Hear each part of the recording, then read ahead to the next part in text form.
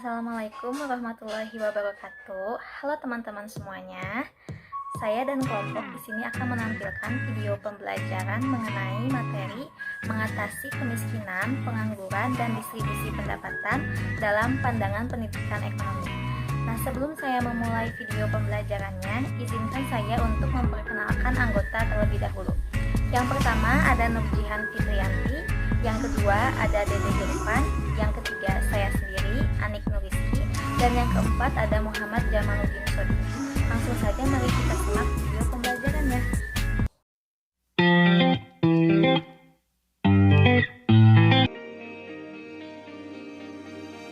Halo teman-teman, di sini saya akan menjelaskan tentang pengentasan kemiskinan. Menurut penelitian Andika dan Hestarini tahun 2011, kemiskinan merupakan masalah kompleks tentang kesejahteraan yang dipengaruhi oleh berbagai faktor yang saling berkaitan, antara lain tingkat pendapatan masyarakat, pengangguran, kesehatan, pendidikan, akses terhadap barang dan jasa, lokasi, geografis, dan lokasi lingkungan. Dapat kita simpulkan bahwa kemiskinan merupakan persoalan yang kompleks. Kemiskinan berkaitan juga dengan pentingnya tingkat pendidikan, kesehatan, dan berdayaannya untuk berpartisipasi dalam pembangunan, serta berbagai masalah yang berkenaan dengan pembangunan manusia. Pengentasan kemiskinan merupakan suatu tindakan baik ekonomi maupun kemanusiaan yang dimaksudkan untuk mengangkat orang keluar dari kemiskinan secara permanen. Nah, di sini ada dua strategi pengentasan kemiskinan yang dilaksanakan oleh pemerintah. Yang pertama, melindungi keluarga dari kelompok masyarakat yang mengalami kemiskinan sementara. Yang kedua, membantu masyarakat yang mengalami kemiskinan kronis dengan memperdayakan dan mencegah terjadinya kemiskinan baru. Strategi tersebut selanjutnya diterapkan dalam 3 program yang langsung diarahkan pada penduduk miskin. Yang pertama, penyedia kebutuhan pokok. Yang kedua, pengembangan sistem jaminan sosial. Dan yang ketiga, pengembangan budaya kesehatan.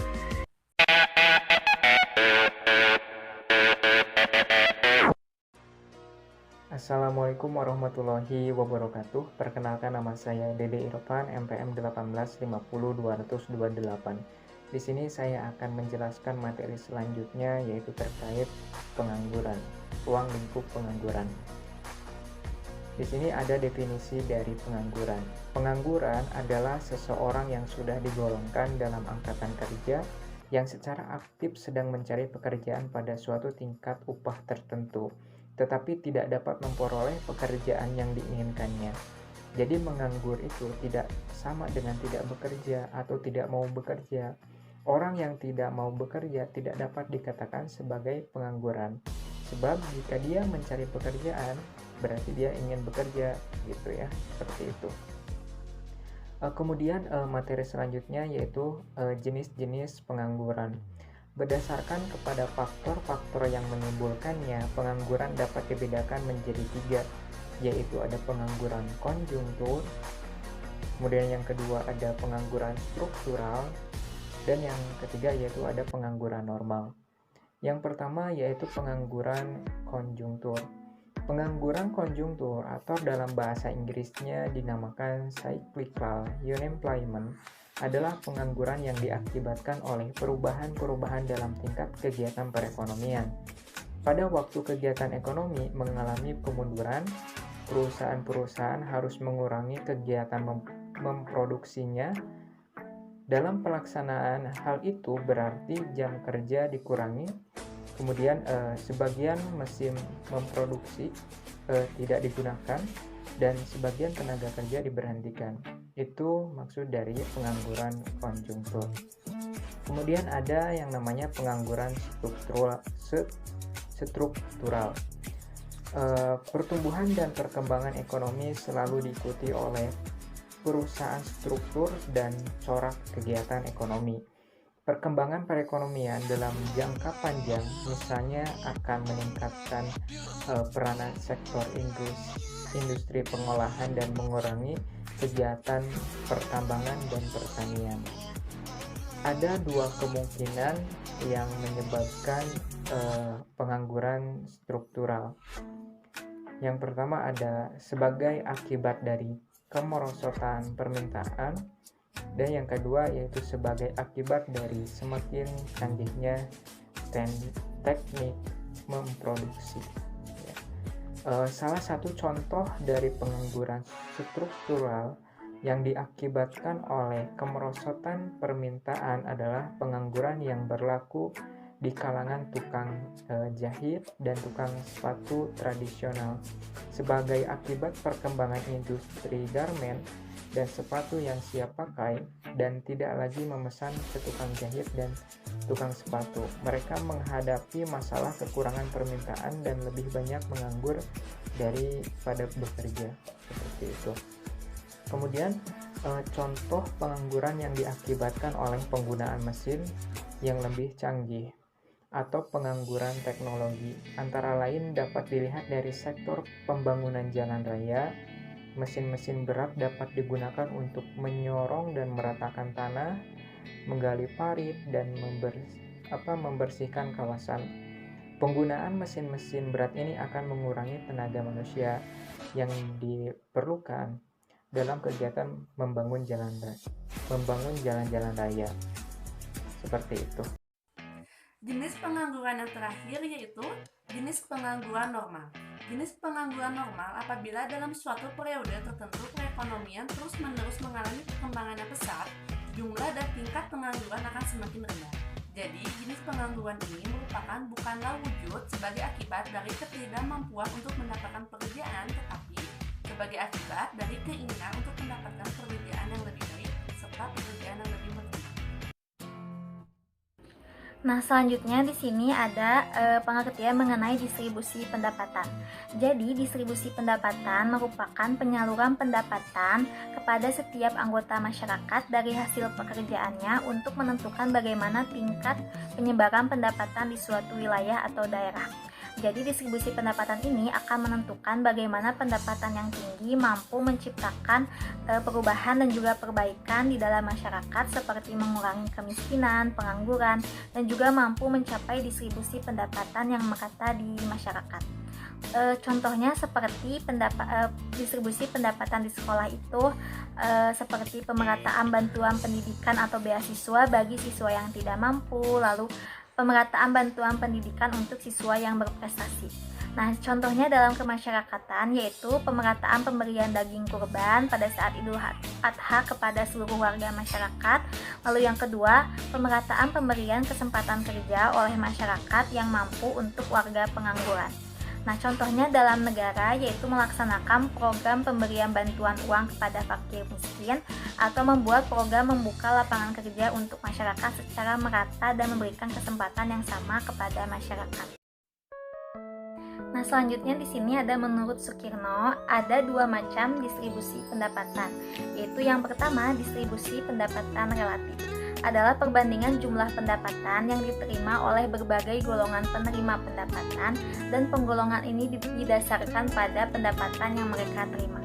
Contohnya golongan seperti pegawai supermarket A, B, dan C itu pasti relatif sama. Lalu juga pada golongan pendidik seperti guru, dosen, ataupun guru di suatu sekolah A, B, dan C itu juga relatif sama. Lalu yang kedua yaitu distribusi pendapatan mutlak. Adalah persentase jumlah penduduk yang pendapatannya mencapai suatu tingkat pendapatan tertentu atau kurang. Jadi distribusi pendapatan mutlak ini menentukan persentase dari pendapatan penduduk yang tingkatannya itu sudah ditentukan, misalnya dari 6 juta ke atas, seperti itu. Selanjutnya, di sini ada beberapa teori dari pembangunan ekonomi yang memfokuskan pada pertumbuhan ekonomi dan distribusi pendapatan. Yang pertama ada teori trickle down effect atau teori dampak tetesan ke bawah. Nah, konsep dari trickle down effect ini dikenal dalam teori ekonomi sebagai pilihan strategi pembangunan.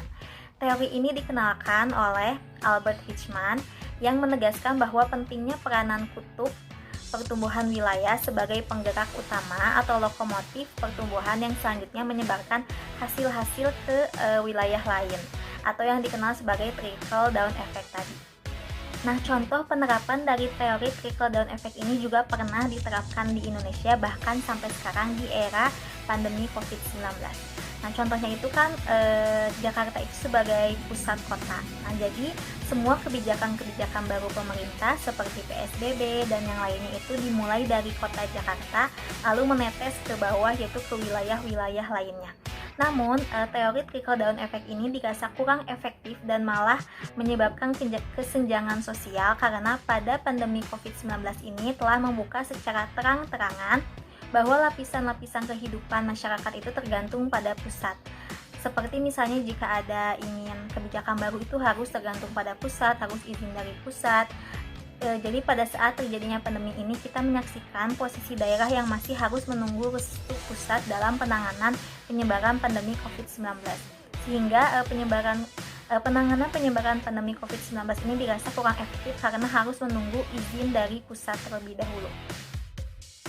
Lalu teori yang kedua yaitu teori Kaldor.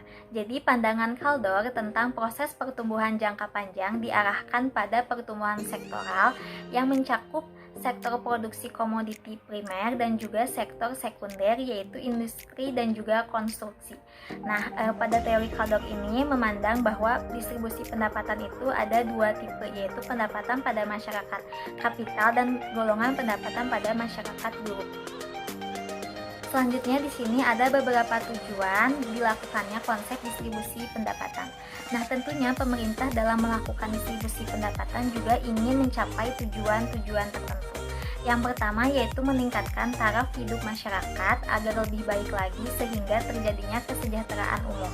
Lalu yang kedua, memberikan hak dan keadilan bagi setiap warga negara agar diberikan kesempatan yang sama dan juga diberikan kesempatan untuk menikmati fasilitas dan juga sarana-prasarana yang sama dan setara. Jadi tidak dibedakan berdasarkan golongan pendapatan. Lalu yang ketiga, menghindarkan dari resiko kriminalitas khususnya perampokan, penipuan maupun pencucian uang. Setiap orang mampu memenuhi kebutuhannya sehingga tindak kejahatan bisa dihindari. Lalu yang keempat, menumbuhkan rasa solidaritas dan sosial yang tinggi antar lapisan masyarakat sebagai contoh berupa penyaluran zakat kepada yang membutuhkan. Tertentu faktor-faktor tertentunya yang mempengaruhinya. Yang pertama itu ada pemerataan pembangunan di setiap wilayah. Yang kedua, pertumbuhan penduduk. Yang ketiga itu nilai tukar mata uang. Keempat, kebijakan pemerintah seperti sistem ekonomi Pancasila. Yang kelima itu investasi, juga bagian dari pendapatan. Ya, di sini saya akan menjelaskan materi tentang keterkaitan antar pengentasan kemiskinan, pengangguran, dan distribusi pendapatan dalam pendidikan ekonomi. Pertama-tama saya akan menjelaskan keterkaitan antara pengentasan kemiskinan dengan pengangguran, yaitu adanya hubungan positif yang di sana pengentasan kemiskinan menjadi salah satu upaya dalam mengurangi pengangguran karena dengan adanya pengentasan kemiskinan